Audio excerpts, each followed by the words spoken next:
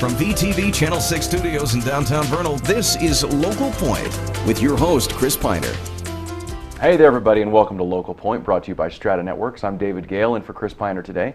And on today's show, we invite Tonya Murray to discuss the Children's Justice Center here in Vernal, Utah. Thank you for joining us, Tonya. Thank you. This is for us here at Local Point. You've been here a couple of times, but I want to make sure that our viewers out there who maybe have not met you before know exactly who you are and what the Children's Justice Center is. So, to start off with, what's your title?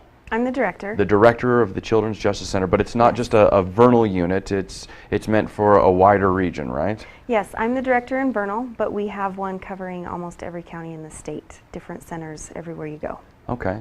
So, you know, the audience may realize that with a name like Children in it, that this definitely has something to do with kids, but the Justice Center part may be a little confusing for people. So what exactly is it that goes on at the Children's Justice Center? You know, we coordinate the response to child abuse allegations. So anytime there is a concern for the safety of kids and there's a report made for specifically sexual and physical abuse, the response to that is coordinated. The kids are brought to the Children's Justice Center and an interview is taken place there. And then based on what comes out of the interview, we decide what kids need and make sure we help get them the help they need. Okay. And so this is a physical location, a building, and I've been there. It's a really nice facility. It's fantastic. Yes. Just outside of downtown area, just a couple blocks. Why is it that we would need something like this? Why wouldn't we just take the kids and take them to the, I don't know, where else would they go? The jail? Well, before the police Children's Justice Center, they took the kids down for interviews at the police station, Right. sheriff's department. They would interview kids in the backseat of cop cars. Yeah. So really non-kid friendly environments. And then when we have family members, we've got siblings there. There's a lot of reasons why that's not a good location to interview kids. Yeah. You don't want to interview them at the house or at school. These are things that really need special attention. And so the Children's Justice Center is a safe, comfortable, family-friendly environment where kids can come down and they still need to talk with law enforcement and with Child and Family Services, but they can do it in the comfort of a home-like setting. There's Right. couches, there's toys, there's a TV, there's things that we can do to make it a lot more comfortable and just ease that tension. We even have a dog now. We have Wink. Nice. She's been with us for about a little over 3 years. And so, they can come down and see a service dog, and she helps lower the anxiety, lower the tension, and just make it a much more comfortable, homey environment for them. Yeah, not such a sterile environment. Yes. And I hate to ask this question because obviously it's a center that does such good. But does it get a lot of use? Yeah, unfortunately it does. We have well over 150 cases every year of new kids. We don't see a lot of repeats. We see a lot of new kids every year with some kind of safety concern. It's incredible because a lot of people might not realize that happens in our community. Right. In fact, there's a campaign that the Attorney General's office has just started. Maybe you can tell me a little bit more about that we were discussing earlier. Yes, I'm really excited about this. It's a campaign to be statewide to keep the message consistent through the whole state. So there's billboards and public service announcements and flyers and you name it. And the biggest thing is a website. That is the best resource that we have with this campaign. And it's onewithcourageutah.org. And in that website, they have information for what do you do if you suspect child abuse? What are the signs of child abuse? Where can you turn? What do Children's Justice Centers do? There's training in there for if you're clergy or just general public, parents, family, anything like that. So there is a wealth of information, and the exciting thing about it is prior to this website, if you had, maybe you wanted to Google some information on signs of child abuse, and it would take you to this website, and you'd get little bits of information. This puts it all together, one website.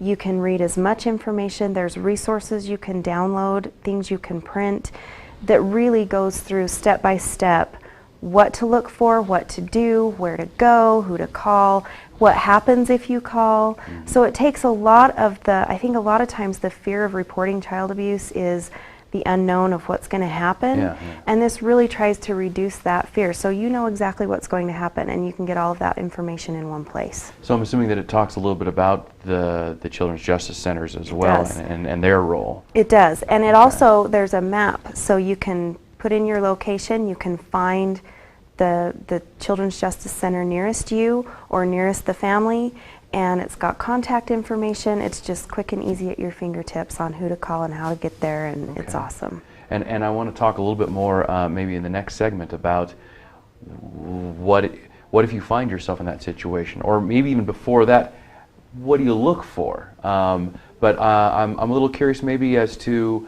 why now? Is there a reason why there's being a push going now? Just the lack of having everything in one area? Well, public response is why now. You know, it's kind of been one of those things where everybody's looked for information, and everybody has different websites with different information, and it's not all together. And so it's just trying to get it all together with one place where we can send people and drive people. And, you know, I think more so now we're getting to a point in time where it's more okay to talk about it. Yeah. For years and years, it's not been something that's been openly discussed. Sure, a little taboo. Exactly. And I think people are becoming more aware that it's happening. And okay, now that we're aware, what do we do? Right. Where do we go? And so it's just a response to those needs and those questions. And, you know, we field them every day at the Children's Justice Center, and they do every day at the Attorney General's office. And so across the state, it's trying to help people get the exact same information. Very nice. Okay, well, we'll get into some more specifics when we come back, so stay with us. Again, we'll be discussing the Children's Justice Center as well as this new website and the push to get information out about child abuse here in our area. So stay with us. We'll be right back. With advanced all-digital cable television from Strata Networks, you can enjoy jaw-dropping digital picture on hundreds of channels, exclusive local programming with VTV6, and follow your favorite college teams in incredible HD on the Pac-12 network, all with no contracts, no costly equipment, and no dishes mounted to your home. For details, visit your Strata store in Roosevelt or Vernal or call 622-5007. Strata Networks. We connect lives.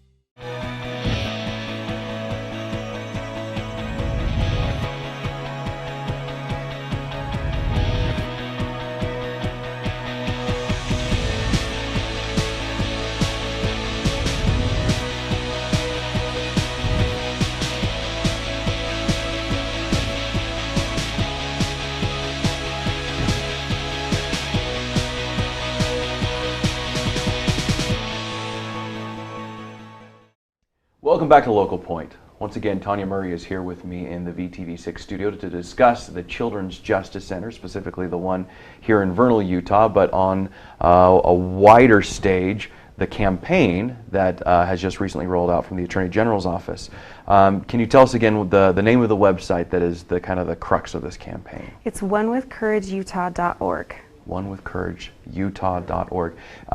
Why was that name chosen? Well, the main focus behind this is it's everybody's job to protect kids, but who is it? It's adults. Sure. So it's about empowering adults to be the one with courage, to stand up on behalf of a child and to make a report and to do. So it's really all about knowledge. The more knowledge we have, the more comfortable we are with what we're doing. And so how do we know? How do we talk to people? Who do we talk to? It's really about empowering adults to stand up for kids. So it's be the one with courage. Sure, and if you have that knowledge, that understanding of the Children's Justice Center and of things to look for, that you might be willing to take a step to actually do something, because now you're not just in the unknown, what do I do, but you've got some place to go. So maybe we should start by talking about some of the misconceptions, some of the assumptions that people might make when it comes to child abuse. You know, I think a lot of times we think it's just girls. And boys are just as at risk as girls are. So it's not just a thing you have to worry about if you've got little girls. It's something that you have to worry about with everyone. Also, we usually, I think there's kind of a stereotype that it's low-income families or, people who aren't strong with certain things. And that's not the case. We see it covers every socioeconomic status, every possible thing that you can look at. there are kids who are being victimized in every society.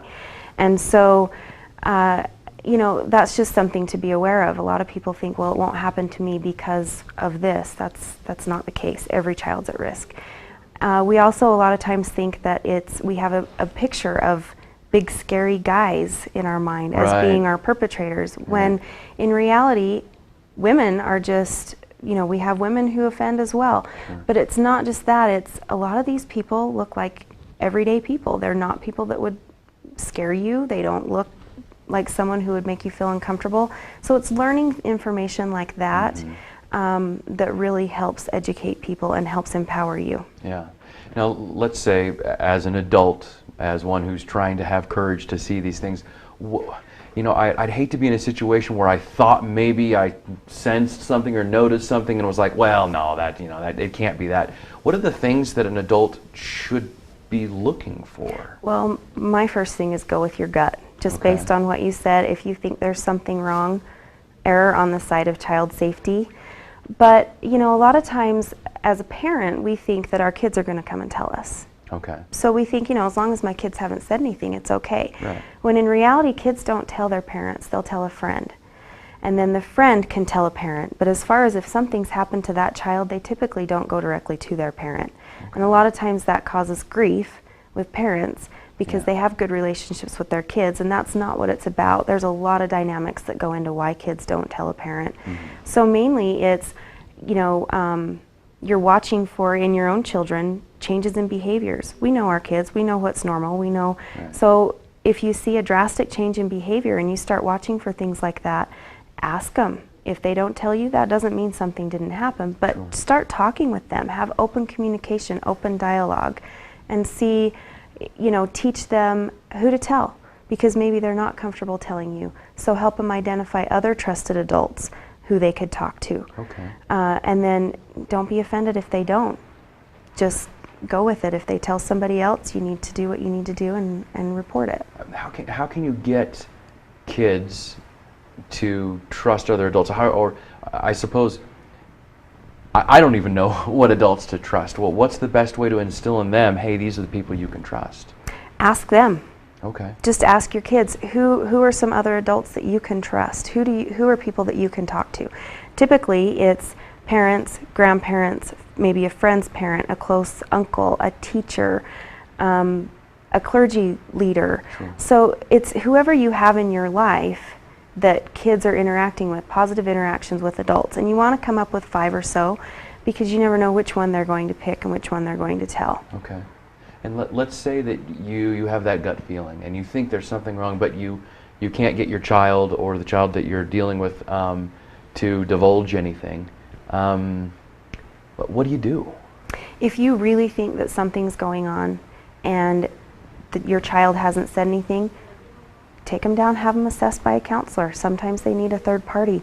You know, if you need to, you can call law enforcement and say, you know, here's what I suspect and here's why. Would you talk with my child about it? But, you know, if they haven't said anything and you think something's up, take them to counseling. That's the best place for them to open up. Okay. And if the child has let you know that there is something specifically, law enforcement, is that the first step? Call the police? Yeah. Get a hold of CJC? Call law enforcement. Okay. Very first thing, call law enforcement, call the Division of Child and Family Services. Either place will take reports. Call them, get them involved. And I think even before you get to that, start paying attention to your reactions. You don't want to overreact. You don't want to make your child feel that they were wrong by coming to you, and sometimes that's just a natural parent reaction. We're going to freak out over things. Even if you have to practice, try and keep yourself calm. Thank you for telling me. I'm going to talk to someone who can help us with this, and then call law enforcement. All great information, and a whole lot more available at onewithcourageutah.org. Thank you, Tonya, so much for coming in. It's such an important topic, and thank you, of course, for joining us. That's all we have time for today's show. Be sure to like VTV6 on Facebook for updates on your favorite local programming, and we'll see you right here next time.